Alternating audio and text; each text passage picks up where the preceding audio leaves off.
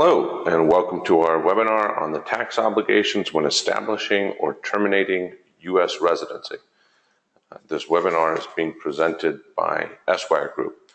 Before we jump into the webinar, just a brief disclaimer. This presentation was prepared for educational purposes only. This presentation is not legal or tax advice, nor is it to be construed as such. Each individual circumstances are different. You should seek legal and/or tax advice to address any specific questions you may have. I am your presenter today. My name is Jimmy Sexton. A little bit about myself. I have a bachelor's of business administration with an emphasis in finance, a JD, an LL.M in international tax. And I'm the president of Esquire Group. We're an international tax advisory firm with offices in Austria, Germany, the United Arab Emirates, and the United States. We specialize in international taxation, including tax issues facing U.S. citizens and resident aliens living abroad, expatriation, investing or doing business abroad, and foreign investment in the United States. I'm fluent in business in German. If you want to know a little bit more about me, feel free to take a look at my bio at the link here at the bottom of this slide. So, jumping right into our webinar, we're going to be talking about what the tax obligations are when non-resident aliens, so non-U.S. citizens, establish or terminate U.S. residency. So first I'm going to talk a little bit about what the tax obligations of a resident alien are once they become a resident of the United States. And essentially they're taxed the same as U.S. citizens. That means that they're taxed on their worldwide income.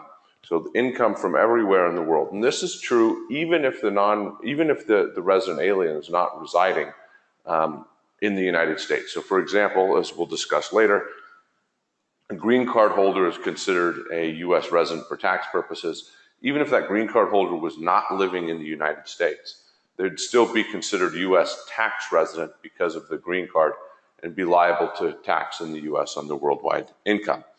In addition to being obliged to pay income tax and file a tax return in the United States, there's also other tax obligations that resident aliens have to comply with. One of them is the report of foreign bank and financial accounts, which is commonly known as the FBAR. This is used to report foreign financial accounts. These are typically bank accounts, brokerage accounts, mutual funds, and other types of foreign financial accounts.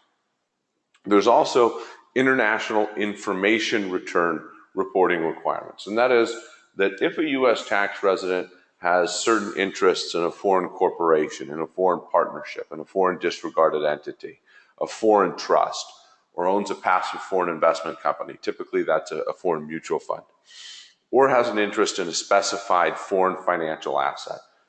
Specified foreign financial assets can be anything from a bank account to a foreign annuity, to a foreign life insurance policy with a cash value. There's various forms known as international information returns that the resident alien would have to file to report these foreign assets. Likewise, if somebody is treated as a resident alien for U.S. tax purposes, they would be treated as a U.S. person for FATCA purposes. That means that they'd have to notify their foreign banks that they are a U.S. tax resident, and that bank would be required to report the U.S. resident aliens' foreign accounts to the United States. So now let's talk a little bit about who is a U.S. resident. So U.S. citizens are U.S. residents. This presentation does not cover U.S. citizens. This presentation specifically talking about people who are not U.S. citizens and have become U.S. tax resident through another channel. So for purposes of this, there are two ways to become U.S. tax resident. One is if you've passed what's known as the substantial presence test, or you meet the green card test. And we're going to talk a little bit about what the substantial presence test and green card tests are. But for right now, just know if you meet the substantial presence test or the green card test, you're considered a U.S. tax resident, and you're liable for tax in the U.S. on your worldwide income, FBAR reporting requirements, international information return reporting requirements, and so forth. So first we're going to talk a little bit about the substantial presence test. So the substantial presence test is essentially where you become U.S. tax resident simply by spending too much time in the United States. So in order to meet the substantial presence test, you have to have spent at least 31 days in the United States in the current year and 183 days in total in the 3 years that include the current year. And when counting those 183 days, you count all the years in the current year, a third of the days from the prior year, and a sixth of the days from the year before that. So for example, if you wanted to find out if somebody met the substantial presence test in 2017, you would first add up all the days that that person was present in the United States in 2017. If that number is 31 or more days in the United States, then you would add up all the days from 2017, a third of the days from 2016, and a sixth of the days from 2015. And if that number equals 183 or more, then that person's met the the substantial presence test. There are some exceptions in terms of which days to count. So you do not count days that you were a commuter from a residence in Canada or Mexico. So for example, if you lived in Canada or were a resident of Canada, but worked in the United States and drove back and forth over the border every day to go to work, you would not count those days that you were commuting from your residence to Canada, from your residence in Canada to the United States for work. Also, you would not count days when you were in the U.S. for less than 24 hours and in transit. So this is, for example, you had a layover on a flight and you were in the U.S. for 2 hours during that layover, you wouldn't count that day. Also, if you were unable to leave the U.S. due to a medical condition that developed in the U.S., so for example, you were in the U.S. on vacation, you had a heart attack, and now you're not able to travel because of that heart attack, the days that you're unable to travel due to that heart attack that you had in the U.S. would not be counted against the substantial presence test. You do not count the days that you were an exempt individual, and we'll talk about who an exempt individual is on the next slide. Also, you would not count days that you were present in the United States as a crew member of a foreign vessel traveling between the U.S. and a foreign country. So for example, if you worked for, let's say, a German airline, and you were a flight attendant on a flight that left from Frankfurt to the United States, and you spent a night in the United States and then flew back to Frankfurt, you wouldn't count that day in the U.S. Because you were a crew member of a foreign vessel traveling between the U.S. and a foreign country. So, like I just mentioned, you also would not count days that you were an exempt individual. So, exempt individuals are foreign government-related individuals, for example. These would be people that, let's say, might be working for the UN or foreign diplomats. Most teachers, professors, trainees, researchers in the U.S. on a J or a Q visa are exempt individuals, as are students on an F, J, M, or Q visa. Also, professional athletes that are in the U.S. temporarily to compete in a charitable sporting event would also not count those days towards the substantial presence test. Now, let's assume for a second that you meet the substantial presence test. You might still be able to claim to be a non-resident alien under what's known as the closer connection exception. If you meet the closer connection exception, you will not be treated as a U.S. resident for tax purposes, and you won't have to report your worldwide income and file a U.S. tax return and FBAR and all that good stuff, unless, of course, you had income from sources in the United States. So to meet the closer connection exception to the substantial presence test, you have to have been present in the U.S. for less than 183 days during the current year.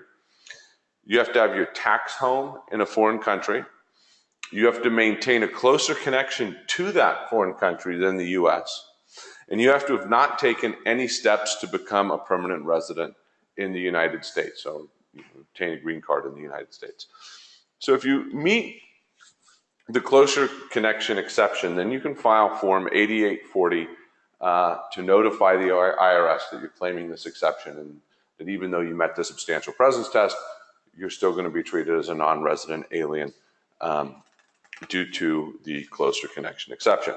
Now, let's say, for example, you meet the substantial presence test, but you do not qualify for the closer connection exception to the substantial presence test.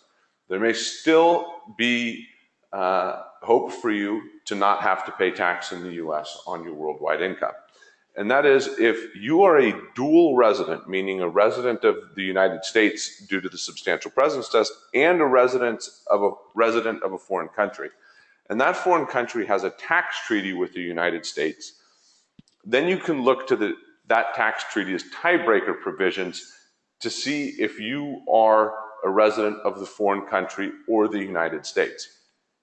If under that treaty's tiebreaker provision, you're deemed to be a foreign resident, so a resident of not the U.S., but rather the treaty partner country, then you can claim a treaty-based return position based on the treaty's tiebreaker provision and claim not to be liable for tax in the U.S. on your worldwide income. Now, one of the disadvantages of the treaty tiebreaker is the treaty tiebreaker is only effective in calculating your income tax. So if you meet the substantial presence test, you don't qualify for the closer connection test, but you do qualify for the treaty tiebreaker, then you still have to file a tax return in the United States disclosing your worldwide income. You have to file an FBAR. You have to file all the international information returns. However, when you actually calculate the tax on your tax return, you would calculate that you don't have to pay any tax because of this treaty tiebreaker provision. So the treaty tiebreaker provision will only save you from having to pay U.S. tax as a resident. It won't save you from having to comply with reporting all of your worldwide income, filing the FBAR, and all of those tax obligations we discussed previously.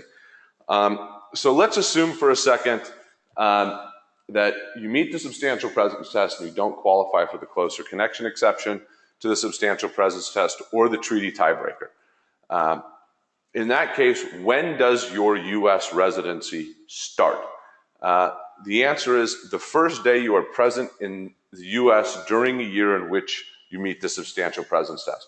So for example, if you're going to meet the substantial presence test in 2017, your residency start date would be the first day that you were physically present in the United States in 2017.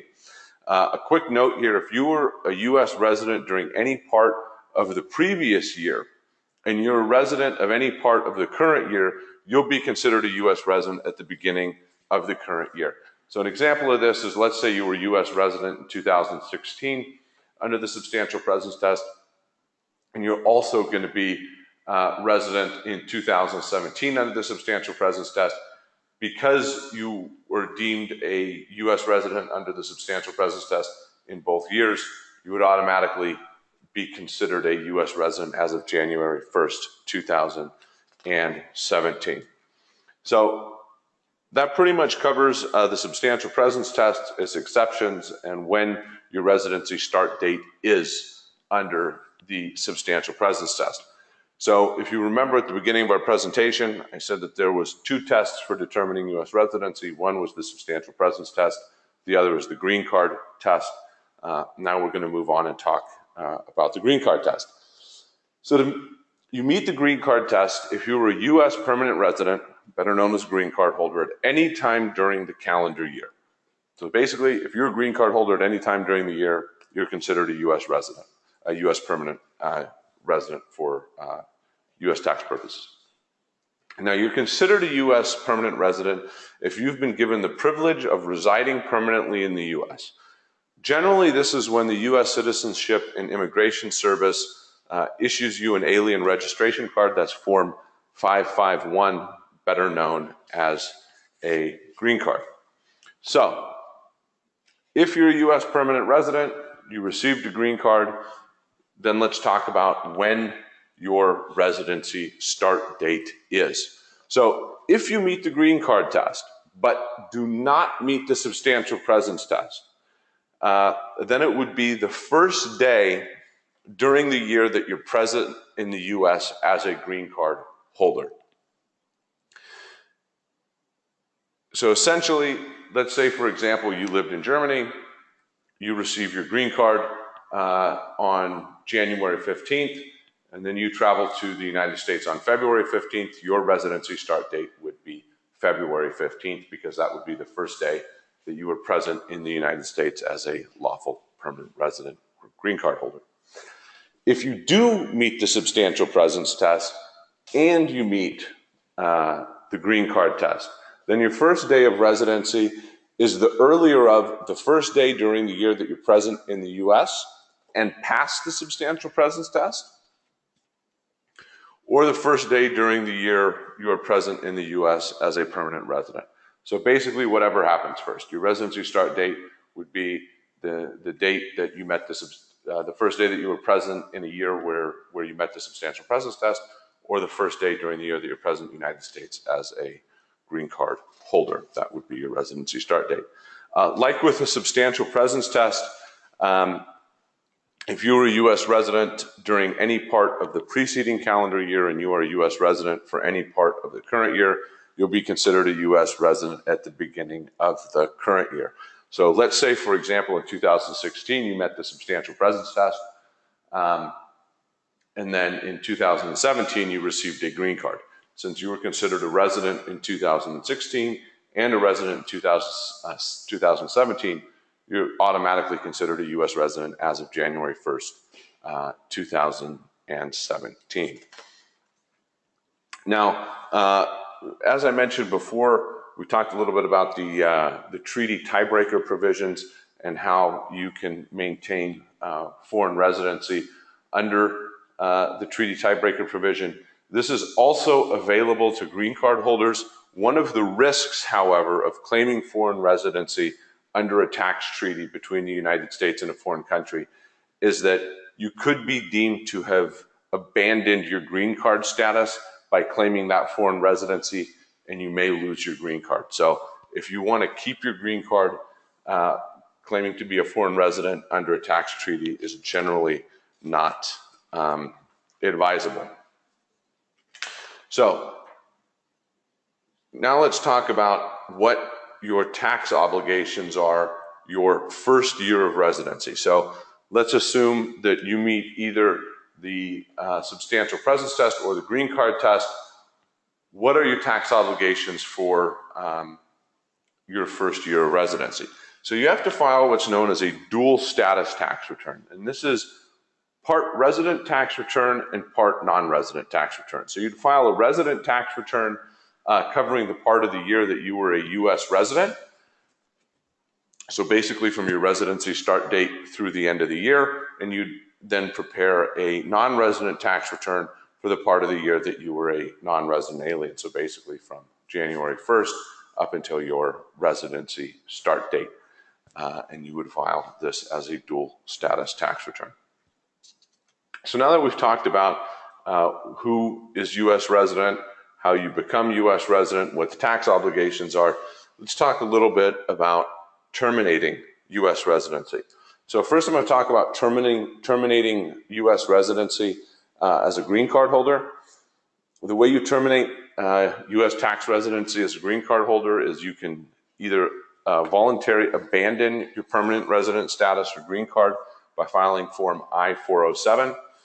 You're also considered to have terminated your U.S. residency if your green card is administratively revoked or judicially revoked. Terminating residency under the substantial presence test is a little bit different. So the general rule is that your residency termination date is the last day you were present in the U.S. followed by a period that you were not in the U.S. and that you have a closer connection to a foreign country, and when you are not a resident during the year following that of your last day of presence in the United States.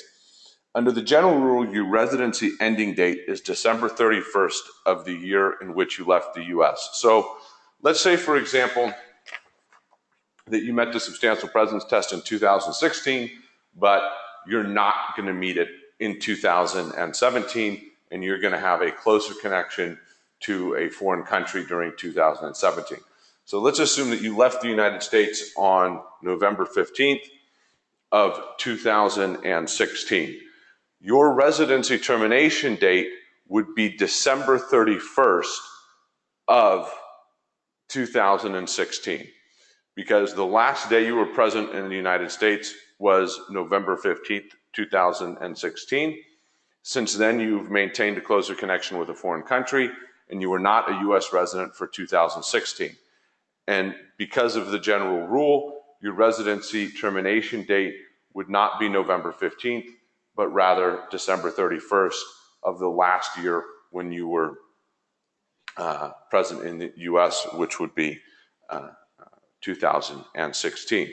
Now, like most IRS rules, there is an exception to the general rule, and that is that you can claim a residency ending date prior to December 31st if after leaving the United States, your tax home is in a foreign country and you maintain a closer connection to that foreign country. Under this exception, your residency ending date would be the last day during the year that you were present in the U.S. So in the example that I just gave, your residency ending date would be November 15th of 2016. Now, in order to claim this earlier residency ending date, you have to file a statement under penalty of perjury with the IRS, notifying them of this earlier termination date and that you meet the requirements for this exception. So before you depart the United States, you need to obtain what's called a sailing or departure permit. A sailing or departure permit is basically a permit from the IRS that says that you've complied with all your tax obligations and paid all your tax. So in the year that you're going to be leaving the U.S., in order to obtain a sailing or departure permit, you have to file, basically it's a form that's an estimated tax return. You have to pay all the taxes due based on that estimated tax return and any past taxes that you may owe. Then you would get your sailing or departure permit. And then once you leave, you'd still be required to file an actual tax return for that year. And then depending on what that actual tax return listed as income and expenses, if the actual tax owed on your tax return is less than the estimates you paid, you'd receive a refund. Vice versa, if your estimates were too low and your actual tax is more, then you'd be required to pay that actual tax. Some aliens are not required to obtain a sailing or departure permit. Those are basically your exempt individuals, diplomats, students, people meeting those types of criteria. And finally, what are your tax obligations in your last year of residency? You must again file a dual status tax return, but this time you will be filing a non-resident tax return first for the portion of the year that you were a non-resident, so basically from your residency termination date through the end of the year, and a resident tax return for the portion of the year that you were a resident, so basically from the beginning of the year up until your residency termination date. That brings us to the end of our webinar. I certainly hope that you have found it informational, and we hope to see you again